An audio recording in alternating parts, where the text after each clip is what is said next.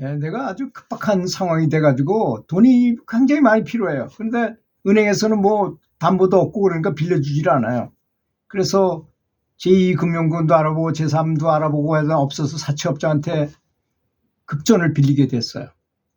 그래서 급전을 빌려가지고 뭐 사업하다가 잘 되면은 그냥 급전이라도 뭐 비싼 이자라도 갚을 수 있는데 그 잘 안 됐어요. 그러니까 그쪽에 죽인다고 막 전 난리 치는 거예요. 정말 굉장히 고초를 많이 겪게 되잖아요. 제가 같이 근무하던 동료 직원이 그래가지고 결국 자기 스스로 목숨을 끊었어요. 그때 저는 기관장으로서 굉장히 큰 고통을 겪었어요. 또 그런 일을 당하는 것을 많이 봐왔기 때문에 참 가서 3일 동안 밤을 새우면서 계속 그 집에 그 선생님을 위해서 굉장히 부모님들한테 위로도 하고 이렇게 했어요. 학교에서는 아무런 잘못이 없었습니다. 단지 그런 것 때문에, 그런 빚으로 인해서 그런 거거든요. 사람이 그래서 습관이 굉장히 중요하구나 하는 걸 알았어요. 그 사람은 고등학교 때 키도 크고 운동도 잘하고 잘생기고 똑똑해요. 그리고 학생회장까지, 고등학교 학생회장까지 했던 사람이니까 얼마나 능력이 있는 사람입니까? 그런데 이 사람이 스포츠 토토라는 그런 도박에 빠졌어요.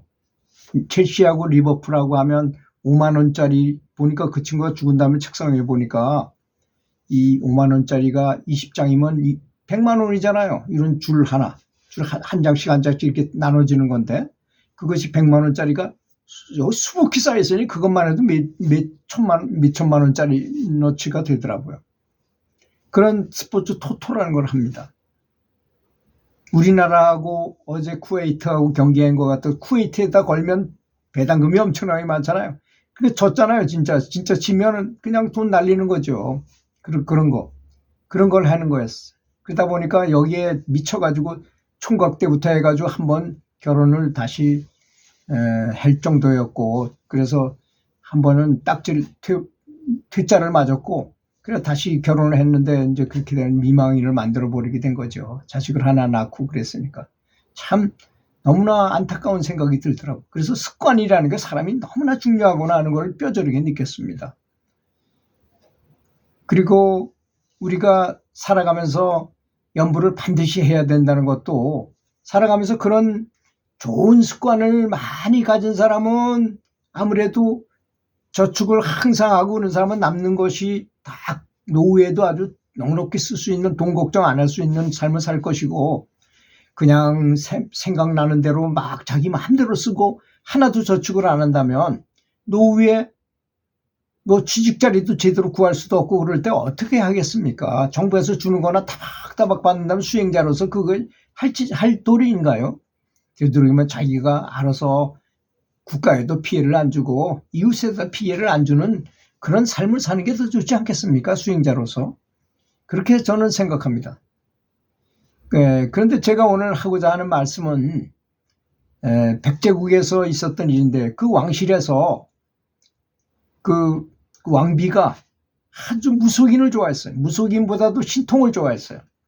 그래서 신통을 잘 부리는 사람을 맨날 그 도성에서 소문 듣고서 좀 잘한다 하는 사람을 계속 뽑아 올렸어요.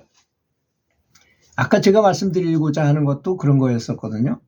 깡패한테 돈을 빌리면 안 주면 죽인다라고 굉장히 고통을 줍니다. 그냥 은행권에서 빌리면 정식 이자만 주면 되지만 깡패한테 돈을 빌리면 엄청나게 막대한 보상을 하지 않으면 안 되게 돼 있어요. 근데 나중에 이 사람이 오죽하면 죽었겠어요. 그 똑똑한 사람이. 그러니까 저는 몰랐지만 알고 보니까 그 연줄 흘려가지고 주변에 돈 안 꿔준 사람이 하나도 없어요.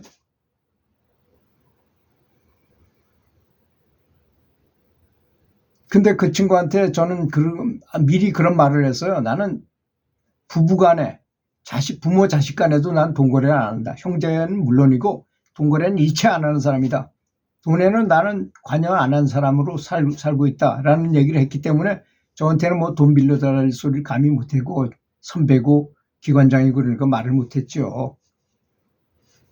그런데 그렇게 많은 그런 금전관계가 있다는 걸 알았어요. 자기가 들고 있던 아랫사람한테도 돈을 1,000만 원을 빌려가지고 그 돈을 제가 100만 원을 1호금으로 제 사비로 줬어요. 그 불쌍해가지고 그 사람은 그만두고 다른 곳으로 정근을 갔는데 너무 안 됐어가지고 그 처녀가 그걸 돈을 벌어가지고 그나마 저축하고 있었는데 그걸 다 날려버리니 100만 원 그 사람한테 돈은 아무것도 아니지만 나는 내 현찰로 그 사람을 1호금을 줬을 정도니까 굉장히 괴로운 거죠. 좋은 생각을 하고 살아야 되는구나 하는 걸 느꼈습니다. 그래서 이제 이 백제의 왕비가 그런 이인들을 많이 불러 모았어요. 신통력이 있는 사람들을 많이 불러 모았어요. 근데 그 중엔 무속인들이 가장 많겠죠, 아무래도. 그래서 무속인 중에서 뭐 비서관처럼 요새 같은 비서관처럼 이렇게 해놓고선 그 사람이 얘기하는 거를 참고로 해가지고 뭘 하고 정책을 위반하기도 하고 뭐 그래가지고 굉장히 나를 부강시키는데 도움을 주는 사람도 있었고, 그런데 물론 그래가지고 도움을 받고 그 현시에는 참 좋은 것 같았는데 아까도 말씀드렸지만 깡패한테 돈을 빌려주면 그걸 그 사람들은 그냥 이자만 받는 게 아니에요. 몇 배를 더 붙여가지고 몇십 배를 더 붙여가지고 받게 돼 있어요.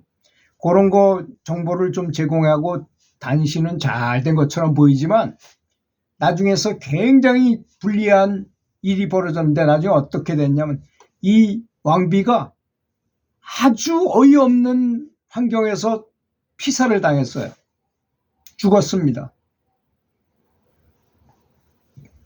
그러니까 뭐 왕은 후궁들이 많으니까 그 중에 한 사람이 또 왕비가 되면 아무 상관이 없잖아요.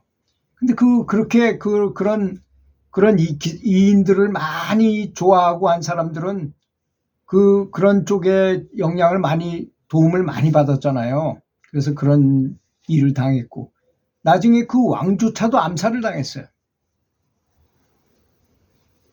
그래서 그걸 보고 이게 그쪽에서 도움을 받는 것은 당장은 잘 되는 것처럼 보인다 하더라도 결론이 좋지 않구나.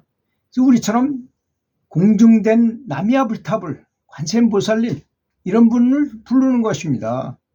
이건 어떤 탈도 일어날 수가 없잖아요. 공중 중에 공중이잖아요. 이게 몇천 년 동안 공중되어 온 사실 아닙니까? 그리고 사례도 너무나 많아요. 연불감옥록 사례가 제가 10년 동안이나 계속 연불감옥록을 써왔는데도 아직도 계속 거리가 많이 있어요. 계속 그 연불감옥록 거리가 많습니다.